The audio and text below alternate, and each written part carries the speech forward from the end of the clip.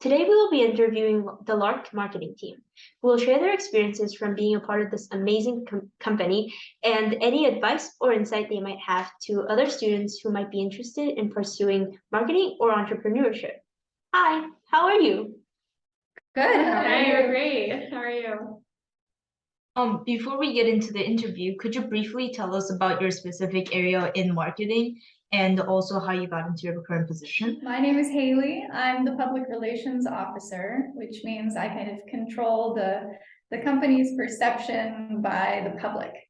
I primarily work with members of the press. I introduce them to our brand, to our products, help them with any questions that they might have. And I also work with our corporate social responsibility and all of the nonprofits that we help benefit. So I help set up the carbon neutral efforts and work with nonprofits like Wellware as we put clean water facilities in Kenya. And I'm Elaine. I'm our content marketing manager, and I handle kind of a bunch of things under the content umbrella. So that includes like emails and building them with our design team and sending them out to customers so they know when there's a sale. And it also includes developing articles for our magazine, online magazine, which is our blog we call Basque. And there we develop content around like water quality, and travel, like lifestyle, things like that too. Yeah, and I work very closely with our creative team to develop all those things. And I'm Yvonne, I'm lead marketing here at LARQ. And like Elaine said, a lot of these things kind of fall under the marketing umbrella, whether it's from content to influencer marketing, which is a program that we're very much focused on. Product launches, product marketing also falls under.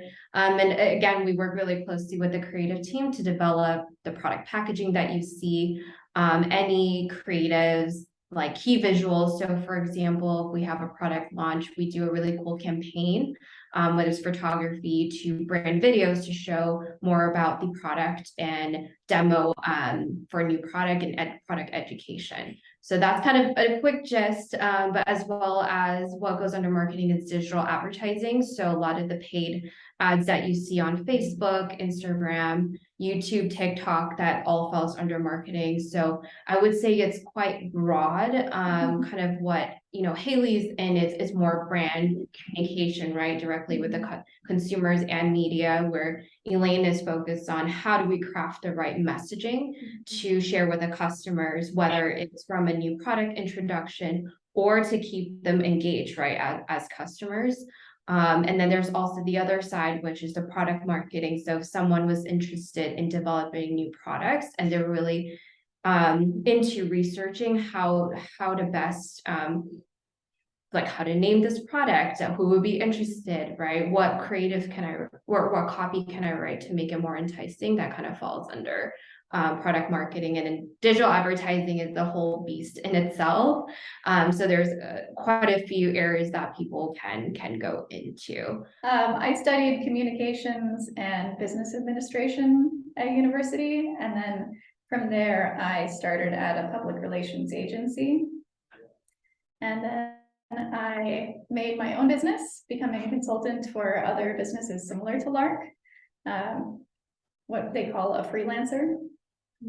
And then from there, I moved in-house with this wonderful team at LARQ, which is by far my favorite because now I have my own home team to cheer for. Yay! Yeah. And okay, so my background is I'm the rare occasion where I actually did study business and marketing at university. It's definitely not always the case because I think a lot of things you kind of learn on the job, or like you pick up things from just being intuitive online. But I studied business marketing. I think it did help though, with like kind of a backstory of how business works in general. And then out of university, I started working in a fast fashion company. So I started doing like community outreach for their new nonprofit program. And I wrote a lot of articles as well and built their blog from that company. So that's kind of like the natural transition into LARQ and kind of expanded into the email marketing side as well. And then I studied communication with a minor in psychology. I knew that I wanted to go into social media, so that was my background of how I got started. And at the time when I did it, Facebook was pretty much the only social media that was prevalent. I think Instagram just launched at that time. And Pinterest was very much like, I think, the darling of social media, which now it's all right. It's kind of hovering right where it is. But yeah, that's basically how I got started, my interest in content really, and the creative side to marketing, because there's two, right? Two folds. It's marketing, it's more analytics driven, which is very important. But the creative side is always fun because you're always testing new different visuals or even copy that to go with whatever you're putting out there. And so that's what I think interested me into social media, because that kind of touches on both. And then eventually kind of molded into trying different things, a little bit of email marketing. Sometimes you get thrown into things that you never thought you would do when you're working in a startup. So I was helping more on the retail marketing side. So that's a little bit different, where instead of talking directly to the consumers, like we are, which the LARQ team, we're more direct to consumer. On retail side, you're really working with your retail brand partners to learn how to message the product and how to sell the product. So with a little bit of everything, kind of eventually led me to the role at LARQ, and obviously working with these great girls, trying to develop the brand to a more 360 hydration company that it is now. As you probably know, when you spoke with Doug, we launched with the first product, the self-cleaning water bottle, and now we have a whole suite of hydration products that we carry. That was an amazing answer. It answered a lot of questions that we had about going into marketing. So, one area that you said about marketing was like product development. So one of LARQ's biggest selling points is its amazing blend with innovative technology with fashionable designs that everyone would want to buy, which makes LARQ's products very and stand out to customers. What aspects of LARQ as a company provides its ability to have this amazing balance of technology and fashion and design? I think what's great is really comes down to the team, right? All of our different experiences, as you can hear from our backgrounds, we all came from a mix of everything, right? And that even goes towards the engineering team as well. So, but everyone, I feel like on the team has a good eye for design and appreciates good design. But we're all driven by, okay, why does a customer want to buy this product? And that comes from the innovation side, which Doug's team does a really good job on, right? He'll always come to us like, what do you guys think of this? We do product testing in-house too, to make sure that we actually want to buy the product and that it's interesting enough. Especially with Haley's side, she has a good touch on whether media cares about this product, right? And what tweaks can we make it to be more interesting? Because anyone can create a product, but obviously, like you said, it has to be aesthetically pleasing to draw the customer in. And once they're there, why does it make it special? Which I think the innovation and technology comes from that. Yeah. Want to add anything else? One of my favorite stories about the beginning of kind of creating the iconic LARQ bottle. I wasn't actually there, but I've heard this story a lot, so correct me if I'm wrong. But they actually took the first prototypes of the LARQ bottle and went to Whole Foods and had people take a look at the bottle there and kind of give their live feedback, which I think was invaluable in creating what it is today. Yeah. So Exactly. It's just kind of a fun, creative way to put your product out there and get real live feedback, and definitely create the design today. Yeah. I think it like started with an essence of like loving design, finding a gap in the industry where like everything's either too practical looking, but also we needed to marry like really good technology to get people to use something that they'll use for life and not just buy it and then store it in the cupboard full of other water bottles. Yeah. Like this really differentiated us in the market, and we continue to do that with every product. Kind of as a follow-up question, you all have like different like backgrounds that you had, or like different companies or startups that you worked at before coming to LARQ.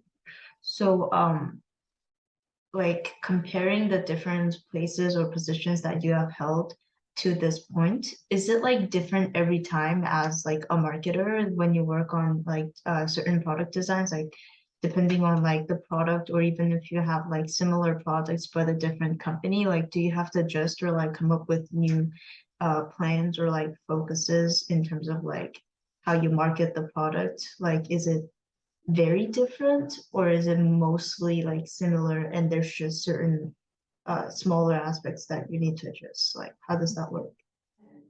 Yeah, yeah, different things to say about this, because I think we also come from very different backgrounds, different industries too. But I will say, from like going from fashion to like making hydration products, it is different in that that company had like its own way of doing things, and it didn't always involve like people in content necessarily to develop the products. We had like designers and stuff, so that's very separate. And then jumping into LARQ, where we're like a startup basically from scratch, we had to build all those processes. And I think at LARQ, we're very included in the development process because it's such a new product, right? Like there's nothing groundbreaking about a dress, but there is something groundbreaking about a water bottle that also does like disinfection or like filtration. So I think there are a lot of applicable things that you can use across all industries, but there are some intricacies to industries that that you do kind of learn along the way. Yeah, I think all of our roles, we could definitely work at completely different companies, right? What Yvonne mentioned earlier is we are a business or a business to consumer company. There's also business to business. You know, those are completely different things that we could be marketing, that we could be representing. So I chose to specialize in consumer products. I worked with brands like an Italian oven company that worked with Ferrari. You know, like color is really important there. Color is important here. The feeling of the product, the emotion that the product gives you, that sort of thing can be tied across brands, right? So there are similarities that you can draw on.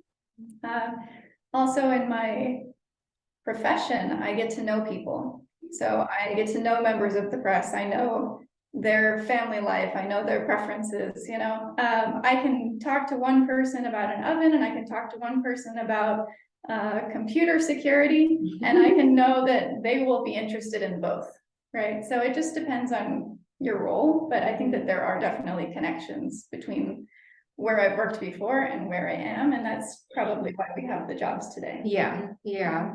And I'd say, I think the skills that you learn along the way, whether you make a mistake, which is fine, right? Making mistakes are good, you learn from it. So I think for me, it's probably forcing myself to dig into the analytics part. That's something that has carried along the way. How do I read the numbers? How do I present it to make it make sense? Because a lot of times when you're working with teams, whether big or small, you have to tell them what you're doing, right? Not everyone knows what you're working on, and how to learn presenting it in the right way, telling them a story of what you're working on and why it's working. It's kind of carries out through all the jobs. I've primarily worked in startups. I would say there's one company, a beauty company that I worked with that was more global, but they still very much had a startup mentality. And it's really the hustle is what carries throughout these jobs, even though they're different industries. And I think the other part that's interesting is content. So obviously with different industry, there's different messaging that you use, different copy, but content in itself, people are interested in, right? So that's something that we work in-house very, very hard on, because we strongly believe that if we have good content, whether it's photos, articles, newsletters, PR pieces that come out, that will drive the customers for the interest. So that's kind of where I see where content kind of fits into all industries. It's just how you use it, basically. Yeah, it's definitely like soft skills and hard skills, Yeah. right? Like the soft skills you really need is like communication, Yeah. ability to work in a team setting, ability to meet deadlines, but also like communicate when something is pushed back. Yeah. And not being afraid to tell people that, because you're all like working towards one goal, and it doesn't help anyone if you're not communicating things along the way. And I say hard skills is very different across all marketing roles. There's so many marketing roles. Like we're probably only going to scratch the surface, but there's some roles that are like more analytic based, but I think it's like marketing is very numbers driven too. So like understanding that, to Yvonne's point, is like going to help you along the way. Like you're going to need to distill all of these like abstract ideas and figure out what works, and how you know if it works is through the numbers. And the misconception I think I hear about marketing is we're all about pretty images, and that is not true. That's not the only thing. Yeah, that's not the only thing, but you need to have data to back that up, right? So that's what I would say. It's a misconception. Yeah, people think about marketing. So you talked a lot about like communicating with each other and like also the customers, and how important that can be when you're like trying to like advertise a product. So I found that LARQ is like very devoted in like advocating for various like environmental issues, especially like the importance of being environmentally friendly, which you did through a lot of like social media and like the internet. So I was wondering, what were some methods you found effective when you were posting on social media, and how do you think your usage of social media changed your customers' perceptions about your company? That's a good question. So I think I can start from the very beginning. So when we first created the brand, we actually just relied on social media for sneak peeks. So I think that's a way for us to build the brand personality and the brand image, sort of using it as a brand guideline. So we do post a lot about nonprofit. That's our mission, right? So we want to make sure we get the messaging across. So imagine the Instagram kind of like your journal, right? So on there, what is LARQ interested in? Sustainability, right? So we talk about that. The nonprofits that we work with, well aware, that's kind of who LARQ is. Then you go into design, which then the product comes in design, innovation, technology. So when you scroll through Instagram or scroll through social feed, the topics that we cover are kind of who LARQ is as a person. That's probably the best I can kind of imagine, like how we use social media, and is the voice and tone, right? Is it playful? Is it sassy? Is it serious?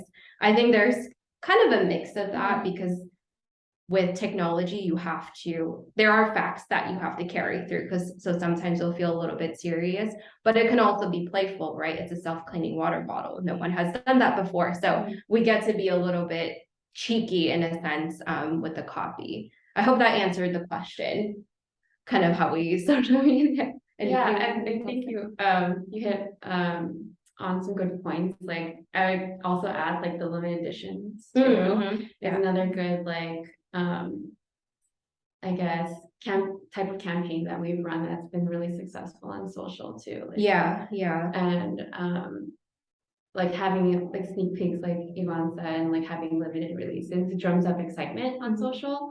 I think people on social really like exciting new things. So give the people what they want, and show them, creatives that back that up and kind of speak to our brand too. And I think it's like on top of that, it's the communication piece directly with our customers. So they'll leave a comment or they'll send you a DM, right? We get to answer them right away. it's a good chance. We used to do this, is actually we asked people like what color they want.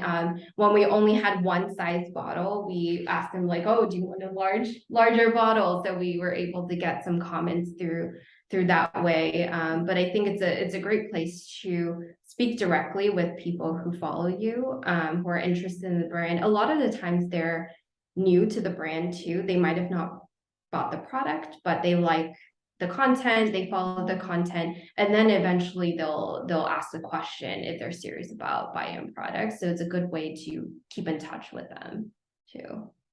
Yeah, like that was like an aspect that I was really surprised with, because I don't really know a lot of companies that like try actually to directly communicate with their customers or like potential buyers or like stuff like that, and actually put out content that feels like, oh, they're like actually trying to explain stuff to me. Whereas like a lot of other like, especially like big established companies honestly seem like pretty like mysterious, or like they're trying to look cool, but like I don't know what their product does, or it looks the same as something that they put out last year.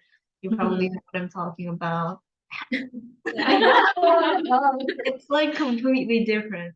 So Yeah.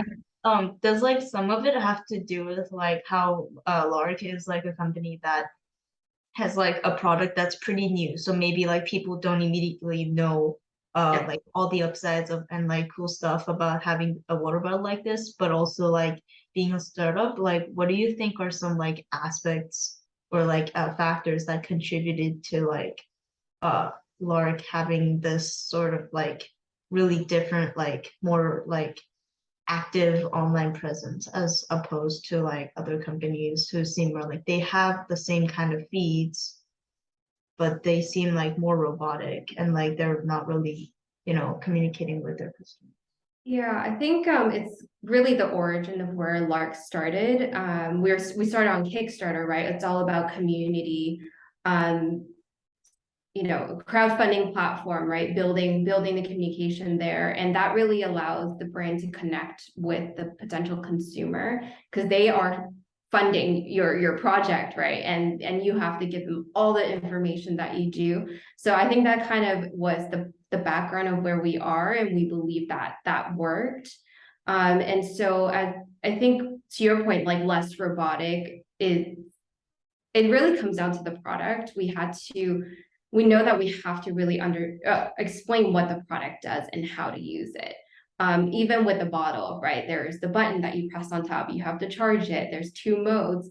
So a lot of that does take product education, and it forces us to create content. Right. And then the picture is like a whole nother beast that we have to provide how to use content.